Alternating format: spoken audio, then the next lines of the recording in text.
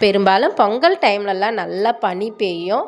அடுத்ததாக பொங்கல் முடிஞ்சதுக்கப்புறம் தான் பொங்கல் கோலம் கழிக்கிறதுக்கு அப்படின்னு சொல்லிட்டு தூறல் போடும். ஆனால் பொங்கலே இன்னும் ஸ்டார்ட் ஆகலை. அதுக்குள்ளார எங்கள் ஏரியாவில் லைட்டாக தூறல் போட்டுகிட்டே இருக்குங்க. அப்பப்போ இன்றைக்கி 2 நாளாகவே பாருங்களேன், நம்ம செடியெல்லாம் எவ்வளோ அழகாக தண்ணி உக்காந்துட்ருக்குதுன்னு சொல்லிட்டு. நைட்டுமே பார்த்திங்கன்னா லைட்டாக தூறல் போட்டது. நான் செடிங்களுக்கு தண்ணி விட்டு கிட்டத்தட்ட 3-4 நாள் போல் ஆயிடுச்சு. ஆனால் செடிங்களுக்கு தண்ணியே விடலை. திராட்சை பழ செடிங்களுக்கு மட்டும் கொஞ்சம் கொஞ்சம் விட்டுருக்கேன், அதிகமாகவும் விடலை. ஏன்னாக்கா தூறல் அதிகமாகவும் போடலை. இது செவுத்து ஓரம் இருக்கிறதுனால இதுக்கு தண்ணி அவ்வளோவா படலை வேருக்கு. அதனால் மேலே இருக்க இலையில தான் தண்ணி தெரியுது, வேரில் தண்ணி இல்லை. அப்படிங்கிறதுனால அந்த வேருக்கு மட்டும் கொஞ்சம் கொஞ்சம் தண்ணி விட்டுருக்கேன். மிச்ச செடிங்களுக்கெலாம் தண்ணியே விடலை.